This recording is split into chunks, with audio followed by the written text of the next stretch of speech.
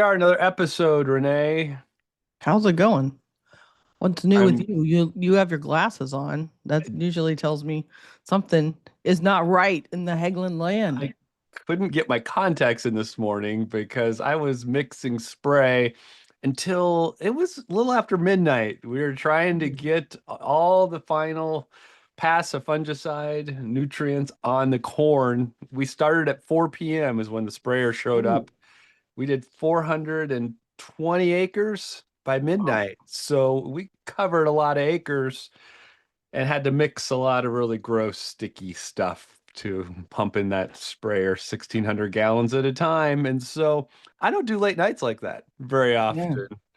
So My I'm eyes would be sure. sticky and it's hot and sticky too, so it probably didn't help. Oh, it was so humid. And so I'm not sure I'm going to contribute much to this podcast today. So I'm not Yeah. sure, you know. Well, I don't normally have a whiny intro, but I got one for you today. I walked into my office and yesterday, and it says that my humidity was 82% Oh, indoors. you just And want to go outside. Just oh, go outside. so, the people at administration say, "Oh, your tracker is too high. It's only 68%." To which I stare at them. But what was fascinating was the guy comes in and says, I walked up the stairs, and as I came up the stairs, I realized the roof hatch was open Oh, and we could see the sky. And it doesn't shut. And I'm like, would that would contribute to why it's 82% mhm. humidity in my office? And so, yes, sticky is the word. So I'm grateful I don't even try contacts. My eyes are sticky, everything's sticky. I'm just over being sticky. And do you know that copy machines and computers don't really like sticky? So Well, some things are having some challenges. So Well, I it's understand. because the corn is Oh, yes. aspirating so much moisture this year because we've had so much rain. It's part of just being in Iowa. This humidity is really it's a great thing, but boy, I'm just tired of sitting outside and sweating all day long. Agreed. Agreed. It's been a toasty type of year. Wet and toasty type of year. All right, so today we're going to be talking about something different. We don't talk about specialty groups very often, but today we're going to be talking about what they call age-friendly health systems, which is more about our senior population. And we don't really do this very often, but thought we would do like a big overview of what does that mean. We are going to learn some new words today, which cracked me up already. I'm pretty excited to dive into that and just talk about like how does this impact like healthcare and what we're trying to do. As you know, in the state of Iowa, in many other states, there's a lot of redesign and organization going on, trying to get primary care connected with your behavioral health services, all of those kinds of things. But there's specialty groups like children and seniors who need to be thought about differently, where it's not just about those basic care pieces, but then you have to treat them differently. They're not just small people or aging people. There's actual other challenges. So today we're going to kind of dive into that senior group and some of those issues. So what is age-friendly health systems, Jason? What are we going to be talking about today? Well, first of all, I just want to start out with I had never heard about this, and maybe I live in Mm-mm. maybe I'm under a rock somewhere, and just not paying attention. But I was at a conference, I'm like, it really resonated with me, and maybe it was just the person presenting it. And I thought to myself, boy, with all the changes happening and the restructuring, we're getting away from focusing on what do special populations need. We talk about youth all the time, but we often forget about our geriatric population, this growing Right. older population that has some really specific needs. And there's a lot of initiatives happening to design systems around them, but only in certain pockets. And so that's why I kind of thought this would be a great conversation to have today. So, what do age-friendly systems of care aim to do? Well, they aim to follow evidence-based practices, cause no harm, and align with what matters to that older adult and Mm. their family caregiver. So it's really including the family in discussions and Mhm. decisions and trying to help a person age with dignity in the place that they wish to be, which just makes sense, doesn't it, Renee? Yeah, and I'm guessing too, for you and for myself, we both have parents now in this category that we're Yeah. walking along with. And so maybe we're just perked up to this topic a little bit more than we used to be. When I didn't have parents where I thought about these things, maybe I just didn't resonate with it. But you're right. And being that family caregiver or even a family support or family help, even if we're not the primary caregiver, you end up in this space where it does matter. And I've had my parents didn't necessarily want some of the treatment that normal people might want, and they were very specific and very determined to have things their way. And for, hell be damned, anybody else wants something different. And Mm, so it was really challenging to kind of work with systems, and some systems really didn't appreciate that. Like they would get, quote, in trouble for not following mm, doctor's orders or for not listening to the hospice folks or whatever. And there was this constant fight trying to give them autonomy, yet give them the care that's necessary. And so I'm sure that this whole conversation is pretty interesting and different. So when you're talking about this, there's another kind of framework that they've talked about with age family systems. So what is that? Talk to us. I think they call it yeah. four M's or something. What does that mean? Right. Yeah. So the four M's framework really anchors this entire philosophy into four main categories, right? What matters, that's what care is aligned around the individual. Medications, making sure the right medications and all of those medication prescribers are on the same page because we know that medication issues are huge when we have a lot of different medications across a lot of different prescribers that can have a lot of adverse effects. Your favorite one, mentation, which I'm still wrapping my head around this word, Renee, and I know you have thoughts about using the word mentation. But really, that's about preventing, identifying, and treating dementia, depression, and other mental health issues in settings of care.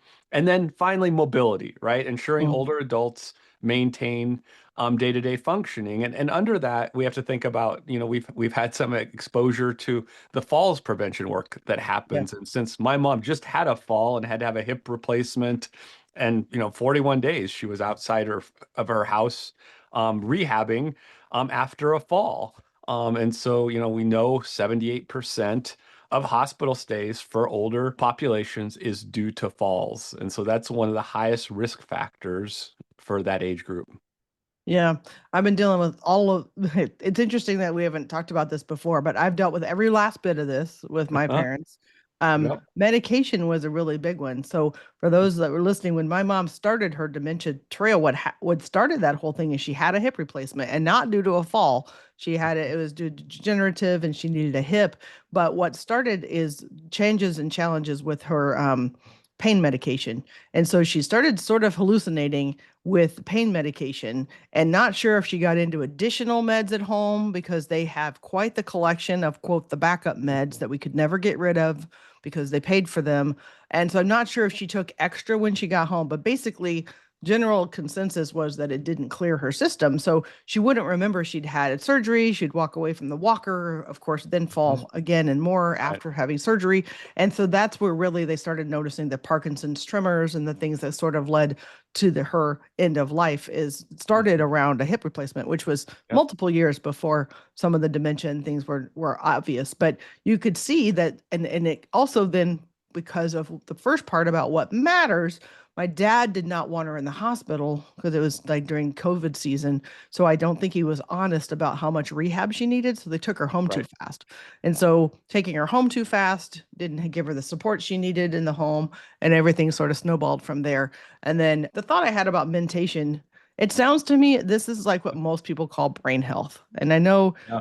I mean, a B wouldn't have worked in their four M's, but for heaven forbid that we have a word that's consistent across all things, Mhm. because that really is the Yeah. big picture. Brain health includes dementia Yeah. and your whole health of your brain, including depression and all sorts of other mental health issues. And so, mentation to me, from this perspective, looks like kind of like that. So maybe that's what they're kind of talking about here. I do believe it is, right? And as we think about our parents, and since we've both been in that caregiver role with parents, we do think more about these things. But I can tell you, my mom heard the depression screener question. I think I heard it 20 times in the last 2 months, going with her to appointments and taking her to appointments. And so we know a lot of these things are being done across our systems, which I think is really great. I think the challenge, though, is making sure that all of the providers are on the same page, because when you have a handful of specialists who are doing one thing, and then you've got people in a care center, you've got physical therapy, you've got occupational therapy. Sometimes it's really hard, and I've seen it firsthand as a family member, of making sure everyone's looking at the same record, Right. following along the same prescribed functions, because sometimes your physicians disagree on what the Right. course of treatment should Mm, look yeah. like. And Agreed. we see this across all of healthcare. And that becomes especially challenging. We generally focus on mental health, and we know it's even more fragmented there. And so, in a part of the healthcare system that we traditionally think about working more seamlessly together, it may not always work more seamlessly together. Um, No. No, and I remember with my mom, she had two primary doctors. It was a primary care physician and then her neurologist specialist. And mhm, I tell you what, if I did not work 10, 20, 40 hours just trying to get the two med lists to match. And so things would happen where my dad would take them to get maybe another type of shot or a flu shot or whatever, and just think because, well, the prevention magazine said we should. So they would do such without really checking with anybody about whatever, and then it wouldn't be logged in places. So maybe one place would have that they had so many of them and the other place only had the other, and so they wouldn't remember how many they had had or just the different things. And so there was always lots and lots of medications with contraindications with other medications. And so when somebody then didn't feel well, or to back to your point about falling, when they didn't feel well or they got dizzy or lightheaded or whatever, if you don't have that medication piece known, that could be the reason for the fall, is because mixed something that shouldn't have been mixed. I mean, so this framework makes a lot of sense. I'm kind of sad I didn't know more about it before, because I'd have been, and I don't know really who works with all of this because I didn't find them. My mom's journey, for sure. This wasn't mhm. hospice was probably the closest group that came to this, really understanding this, but it was really at that point trying to get rid of medication, not really working with us on the medications that we had to have. So I'm not sure. I mean, this is an awesome framework from what it looks like, but who's doing this? I mean, do we know where this is actually working, or is it being piloted places? What did you learn about that? Yeah, so we're going to put in the show notes a link back to the Institute for Healthcare Improvement. And so that's really who houses this at the moment. I believe there's some push for this to be part of all of organizations who accept Medicare as we move forward into 2027 and 28. And so I haven't kept up on where that legislation has kept, if those timelines are still in place or not. But this framework is an expectation of organizations who accept Medicare, really to help to align those evidence-based and best practices across the system. Of course, that creates efficiency, it creates better outcomes, it decreases those inappropriate hospitalizations or hospitalizations that don't need to happen, right? If we're doing, that work around falls prevention, if we're doing a better job screening, it overlaps with a lot of things we do in behavioral health as well. I think of Senior Life Solutions.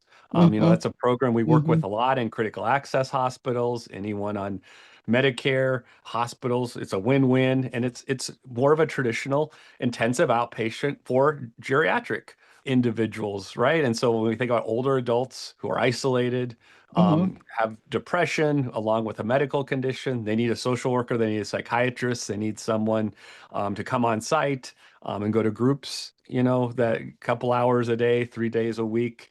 Our rural hospitals are able to deliver that service, and we've seen that really successfully implemented all across the country in really rural areas where they don't have access to behavioral health care. And so I think that dovetails perfectly into what we're talking about here, that this isn't just about physical health, it's also about mental health.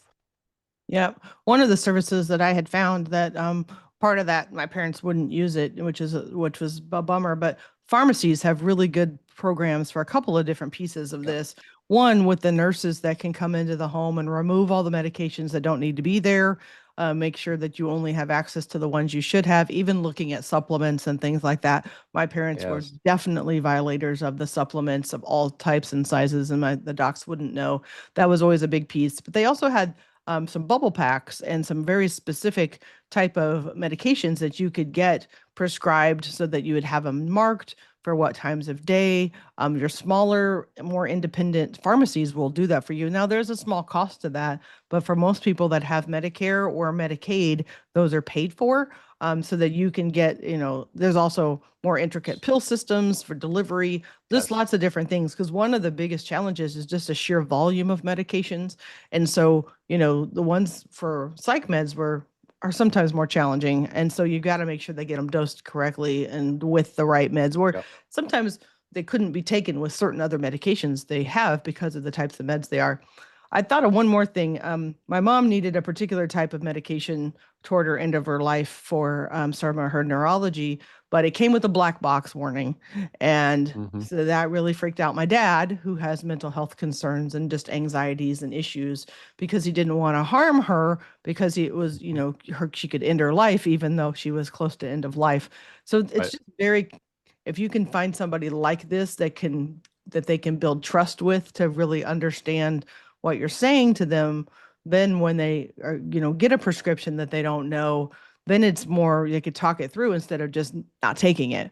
And when you don't have this kind of wraparound support, they would get meds prescribed. They may or may not take them because one, my dad would read them and be like, well, we don't want any of those side effects. So then he just wouldn't take it. So it's on the doctor's chart that they're taking X. Right. They may not be following the how it's supposed to be. There's just a lot of gap there. And if you add some dementia layers to this, they don't remember what they've taken or not taken. And so then you've got yourself a really big mess. And so you're right. I think there's some really important things that can be done here. And there are some really great programs in those smaller pharmacies in your community that can help if you use them to your benefit. Well, I think you just did a great job of describing why this framework's so important and why everyone within the healthcare system, including behavioral health care providers, should be participating in projects that support the four M's and age-friendly care. And it's not something I hear a lot about when I go No. to these conferences, when I'm going and talking to other behavioral health providers. I even think about community-based behavioral health clinics that are going to be implemented across the country. And so I think about, these are some of those subset foundational things that we really need to be thinking about because we have an aging population.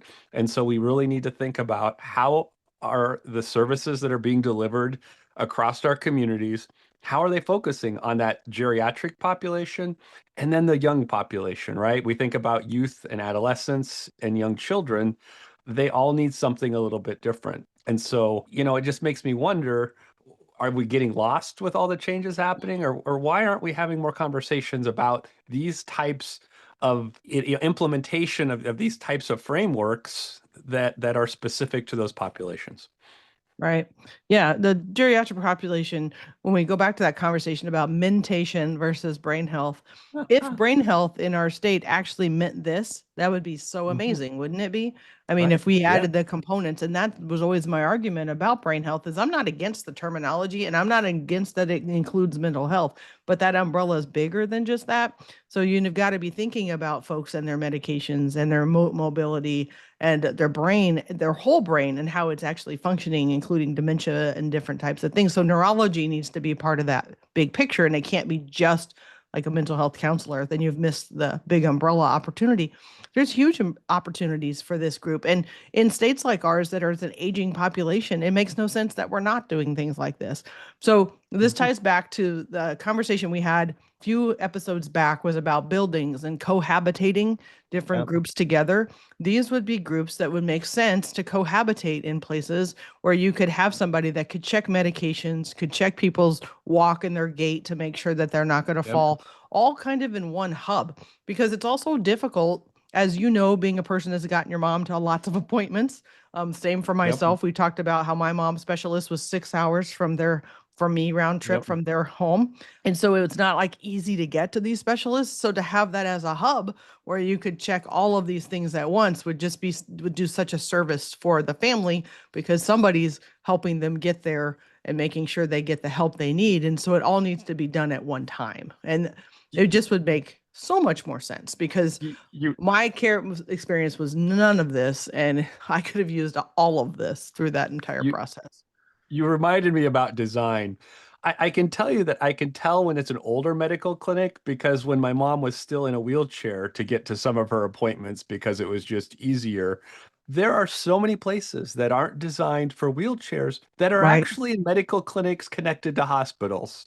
Yeah. Um, Exam rooms are not near big enough for two family members because sometimes both my sister and I would go with my mom because she's like, I just need someone to take notes so that I can Right. make sure I hear everything. And let me Yep. tell you, there are some exam rooms where you're shoved in there. And you don't even need an exam table. Like a lot of these appointments are just like required Medicare check-in visits that have to happen Mm-hmm. every 2 weeks when someone's in different levels of care. And Mm-hmm. so you have four people crammed in this little room around a wheelchair. And we need to think about what are we actually designing spaces for? And are we thinking about the specialty populations we're going to be serving? Yeah. It kind of made me chuckle a couple of times, just how ridiculous it was. Oh Um, man, yeah, I would go to Chicago to downtown. The clinic my mom and dad were at for my mom was off right off Michigan Avenue. oh, I it's can't very remember. convenient. That's very convenient. Can't remember the cross street, but the parking ramp, right? And so you got the Right. parking ramp, and then you've got to get to the parking ramp, get in the parking ramp. You have seniors driving in downtown Chicago, which is right there, shouldn't No. happen. And then you're going into a parking ramp, and then you've got to get from parking ramp to office. And Yeah. she was neurology with mobility issues was the entire purpose of this. And none of that's close to one another. There's none of it. Right. And so she did, of course, was independent, didn't want to have a wheelchair, which could have gotten her there quicker. So then and it's whatever weather Chicago has to offer. So it's Right. not warm. Right. And you're Oh, just yeah. doing this whole thing. And this whole conversation just brings back how badly all of this is because it's not at all created for my dad had this other story, even in his home community. He put mom, set her on a bench so he could go find a parking spot and came back and she was on the ground. And he doesn't know how she got to the ground, if she tried to stand up or somebody tried to stand her up. And, he had a really big argument with that association, that organization about the fact that she wasn't even safe to sit on the bench out front. And so, and he had to go park a car and come back. And so it's like, what is he supposed to do if he can't even have somebody to check her in with to make sure she's safe? I mean, you name it, we've done all of this and the falls and the whole thing. So the fact that, I love the fact that this exists, and I can guarantee this does not exist in my world because I could have used every last bit of it. Here I was thinking when we were going to talk about this today that I wouldn't have anything to say, except that I don't know anything to say positive about this because I'm on the negative side and 100% could have used this help because Well, we had none of but it. that's why this exists is because we know, and just from our anecdotal stories, that the system isn't working for this No, population. no, And it's these are the not. opportunities we have. And I think as we switch into data, we always talk about data in the show Yeah. notes. I'm going to put a couple of reports in there, and one of them is more of a conceptual review of what's been looked at to date, because there Mhm. isn't a lot of data on this. We have all the anecdotal stories of this is what's not functioning, but the Right. research so far has really been focused on how do we implement better practices. And the next wave of research is going to be on how does that impact real people, right? And so this is really new. And so if you haven't heard about it yet, don't feel bad, because that's kind of where we're at in all of this, is learning about it and thinking about how do we implement it in our own practices? How do we implement it in hospitals, specialty clinics, all of the things we're talking about? Because we can see just common sense wise what type of impact it's going to have. And so in our show notes, we've got a link to a couple of studies. I think the National Health Institute kind of did it. There's one that's on their website that kind of did a concept analysis on age-friendly healthcare. I thought that was a pretty good read, just to kind of get grounded in, this is the principles. This is, kind of from a researchy point of view of why this makes sense, right? Why following the 4Ms makes sense, and has a high likelihood to make an impact, right? We don't know for sure, just like anything, but when you have a solid framework and you start talking about what can happen, I think we start to see then how can we measure it and have some real conversations down the road about which parts of this make the most sense to implement and which have the highest value and the highest return on investment. Because at the end of the day, that's really, that's what we want to figure out, right? Is both the impact on people's lives and their families' lives, but what has the biggest return of investment on our Medicare dollars? Because at the end of the day, we know Medicare and Medicaid is a huge cost driver. We've had lots of conversations about that, especially on a national level here recently. And I think that that's really what we want to really figure out as we move forward. Yeah. Well, I just anecdotally, if you could control the amount of medications people are taking home where they don't need them, and they're getting them in so many pill forms that they purchase them in bulk in this big number, and then you can't take them back. That's the other thing that's beautiful about that pill pack program is those would then be closed packs that could be returned Right. rather than bottles that just sit there. And so, just the Medicaid savings alone and the Medicare savings alone on Mhm. reducing medications that are unnecessary is massive. And then if, like you talked about, if falls are really 78% of the reason why somebody's in a hospital, then you tie those two together and the reasons that people have fallen, and you're going to start saving lots of money because in your Right. family's case, it's a lot of days of out of home placement from a fall. And Yeah. I have another friend who fell. I think they were in a store and then they had to have a surgery, broke a arm or wrist in Hmm. not a good way, and now there's going to be all Yep. kinds of rehab. And so there's just lots of things that we can predict that can happen. So I'm looking forward to that because there's a lot of things that could be better. And you're right, that it's a costly population anyway, and we're getting older, Hmm. and so as a population, so they're going to have to figure out what those kind of things could be. So today we're talking about the recovering politician self-care policy of the week, and this is a kind of a one we've covered before, but I'm going to re-hit it again. But use the tools that make your life work. There's a lot of opportunities out there when things just aren't working the way you want them to, that you can get help. And we're not a good group of people. If you're into this kind of field, we're not a great group of folks to acknowledge one, we need help, or two, to go get it, or to know what we can do. So, my list of types of things I can get help for is pretty long. I mean, if it's whether, I've got a kink in my neck and need a massage, or I've hurt something and need some physical therapy, or maybe you use chiropractic care or nutritionists or counseling. I mean, the list is long, but you can't use those tools if you don't ask for them and you don't need them. And many of us that have, if you have an employer who has like maybe an employee assistance program, some of these things are free for you for so many services per incident. And we don't talk about that enough. And so they can give you financial help, and get you pointed in the right direction. They could get you training on some types of issues that you may be having. I can get training as a manager if I want to strangle somebody at the office. I mean, Yeah. you can call in and be like, "Hey, I don't know what to do about that." And they could kind of walk you through some ideas of who would be the right people to talk to if they're not the right ones. But you get some free options for you.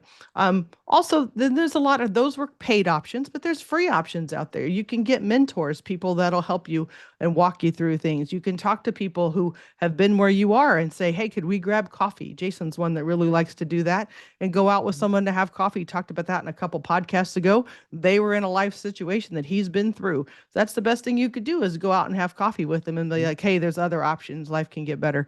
We don't have to stick wherever we are," right? So think about it. It's not all about that, but we have to say when something's not working, we need to get help. And that we shouldn't be ashamed of that because many of us in this field, we're asking other people to ask us for help. They're not asking us for help if we aren't people that ask for help. I mean, you have to model that for other people. So I just want to remind people that that's a really big one. And I'm sure this pertains to farming as well. If you break something or do something, you have to get help too. I'm sure there's times where you're like, I don't know, Absolutely. like last year's corn stuck in the bin. I'm sure you had more help than you knew what to do with because you're like, that's Uh, supposed to be working and the corn's not coming out. What do we do? Right. yeah, and remember, be preventative, right? If we were a little more preventative, we wouldn't have had that issue with the corn in the first place. And so I just had my annual physical, all my blood work, checked out. My cholesterol's still a little high, so I just had an egg for breakfast with some bacon. But you don't have to wait when things aren't working out. There's things we have to do to build resilience along the way. And so I always like to remind people that if we're thinking ahead and we're being preventative and we have some of those things already figured out and scheduled, then that also reduces our risk for things to pop up and get worse as well. So don't forget, and sometimes as farmers, we're really bad at going for our usual checkups and screenings and all the things that should happen. We wait for something. We wait long enough that it hurts so bad, or we need, that we need more care than had we just taken care of some stuff along the way. And so let's not forget that we have to be proactive when we have these conversations as well. Agreed. I mean, we just had a conversation today is all about age-friendly health systems, and we're all getting older. And so the more we can prevent the challenges on the front end, the better off we're going to be for later in life. Just making sure that you take care of yourself today. It really, that what is that saying about the pound of ounce of prevention is worth the pound of gain or something? I Yeah. don't know, some terrible thing. I can't remember. But I today don't we're want to gain weight. I don't want to gain weight. I don't like that talking saying. about gain like that, money, thinking money. Um, so we're talking today about age-friendly health systems, and it's an awesome concept. We've got a lot of good notes today for you in the show notes. This is something I wish I'd had going through the recent trials with my mom in the health system. Didn't always have all of this, but that 4M's framework about what matters and medication and mentation and mobility. And so just gathered a lot of great information and details about what this is about and how you can learn more about it. And hopefully, when we're talking about bringing people together, this is something we can look for in the future. But before we go, don't forget to follow us on LinkedIn, Facebook, or YouTube. If you leave us a positive review, we'll send you a prize. Have a great day, everybody.